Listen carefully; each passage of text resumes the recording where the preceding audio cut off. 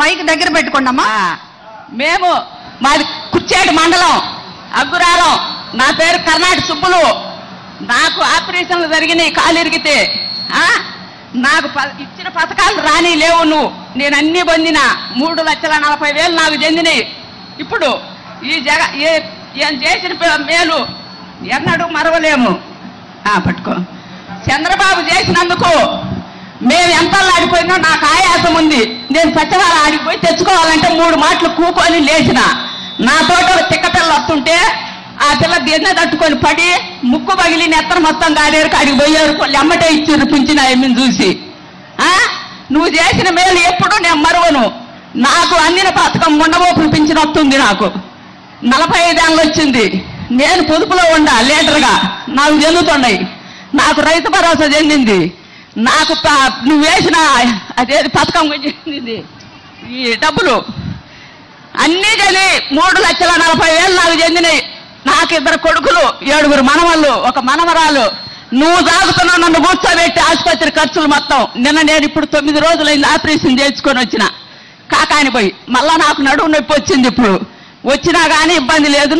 నేను మందులు తెచ్చుకుంటాను నీ డబ్బులతోటి. నేను అన్నీ బాగుపడ్డా. నువ్వే నాకు మేలు చేసింది. జై జగన్. మా దగ్గరాలు వెంకారెడ్డి మాకు నాయకుడు. పాతకొట్ట వెంకారెడ్డి.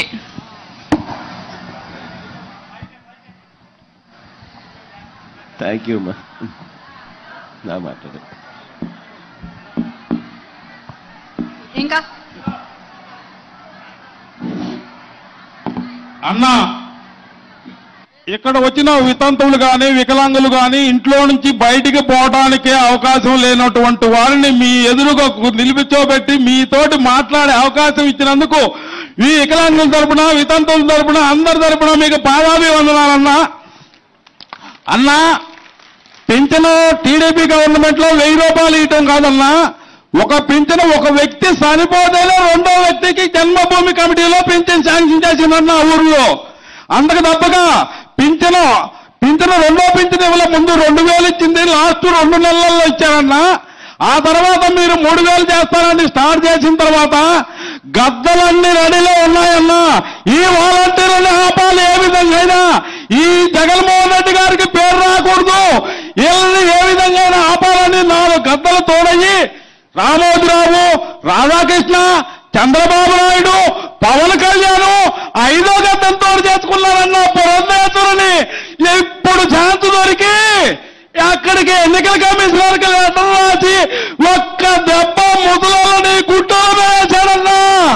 వీళ్ళ ముసురు 10 రాళ్ళు రాయైనా పగిలిద్దన్నా. 10 మంది చూపు తగిలితే 69 లక్షల మంది చూపు తగిలిద్దన్నా ఈ 5గురికి.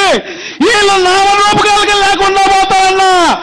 మీరు ఈ 2024 ముఖ్యమంత్రి కాదన్నా, మీరు కంటిన్యూ ముఖ్యమంత్రి అన్నా మీరు.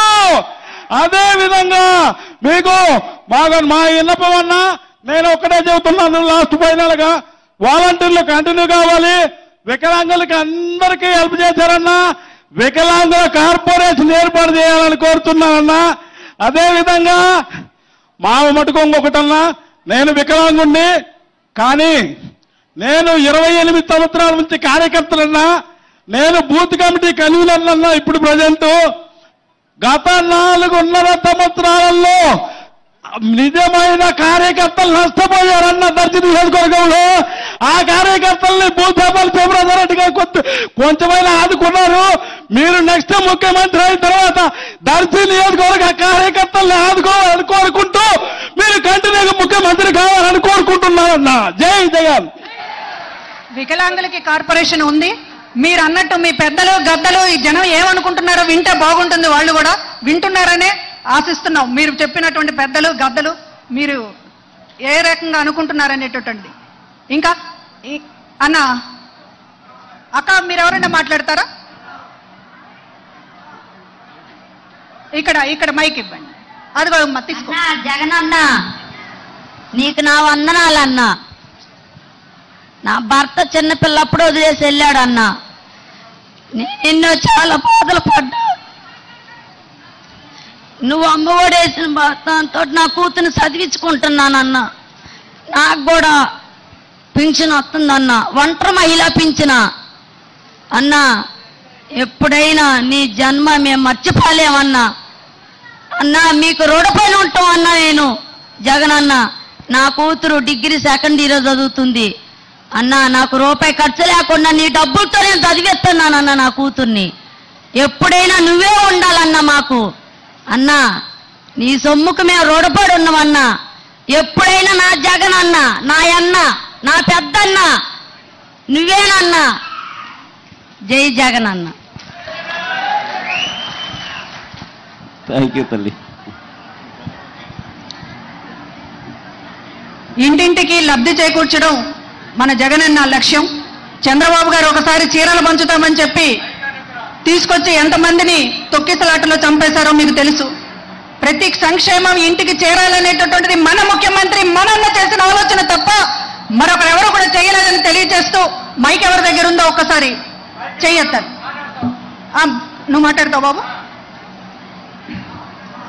మైక్ ఒకసారి. ముందుగా ఎక్కడ మాట్లాడు. జగన్ గారికి నా నమస్కారాలు. పెద్ద అయినా రెండోది బూచేపల్లి శివప్రసాద్ గారికి నా నమస్కారాలు. మాది దర్శి, నా పేరు వెంకటపతి. రాజశేఖర్ రెడ్డి గారి హయాంలో నాకు ముఖ్యమంత్రి ఉండగా పెన్షన్ వచ్చింది. అక్కడి నుంచి వస్తుంది. గత చంద్రబాబు నాయుడు గారి ముఖ్యమంత్రి ఉండగా నేను పెన్షన్కు వెళ్తే తెల్లవారుజామున 4ంటికి వెళ్ళేవాడిని పంచాయతీ ఆఫీస్కు. అది గొంతులో ఉంది. నాకన్నా ముందు 4 ఉండేవాళ్ళు. అక్కడ 10 కుర్చీలు ఉండేవి. ఒక కుర్చీలో నేను కూర్చున్న తర్వాత వచ్చే వాళ్ళకి కుర్చీలు ఉండవు.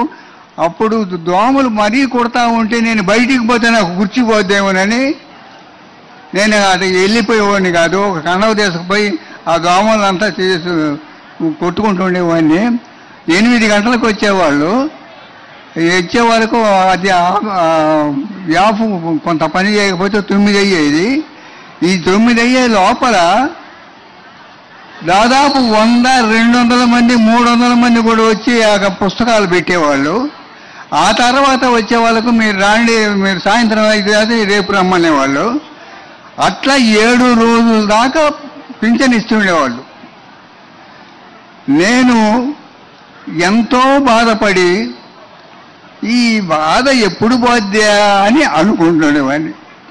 ఇట్టలేకే జగన్మోహన్ రెడ్డి గారి ప్రభుత్వం వచ్చింది.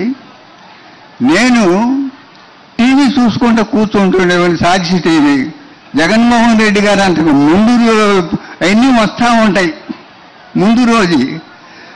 అప్పుడు వాలంటీర్లు శ్రీనివాసరెడ్డి ఉన్నాడు, తాత రమ్మనేవాడు. నేను వచ్చిన తర్వాత ఏలిముద్ర వేసుకొని నాకు పెన్షన్ ఇచ్చిపోయేవాడు. అక్కడికి ఇక్కడికి తేడా చూస్తే ఎన్నో యోజనాల తేడా కనపడేది నాకు. ఈ జగన్మోహన్ రెడ్డి గారు చేసే పథకాలు ఒకప్పుడు నెహ్రూ గారి ప్రభుత్వంలో మేధావులు ఉండేవాళ్ళు 2 నలుగురు, భూపేష్ గుప్తా, డాంగే, చంద్రరాజరావు. వీళ్ళు ప్రతిపక్షంలో ఏమడిగేవాళ్ళంటే మాకు 10 సంక్షేమ పథకాలు అడిగేవాళ్ళు, 10-12 అడిగేవాళ్ళు. ఆయన 1-2 నెహ్రూ గారు చెప్పేవాడు, చేసేవాడు. ఈ జగన్మోహన్ రెడ్డి గారికి సొంతంగా 100 సంక్షేమ పథకాలలో 98 చేశాడు. ఎవరు చెప్పారు?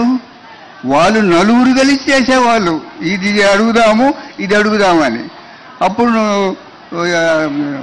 జగన్మోహన్ రెడ్డి గారు సొంతంగా ఆ బంగారపు మెదడులో నుంచి వచ్చిన మేధావి, బంగారపు మెదరే, ఆ మెదడు నుంచి వచ్చిన ఆలోచన అమలు జరిగిందంటే అట్టడుగు నుండే వాళ్ళు ఇప్పుడు ఈ 4-5 సంవత్సరాల్లోనే మేము బాగా బ్రతుకుతున్నాము అని చెప్తున్నారు. నాకు కూడా సంతోషంగా ఉంది.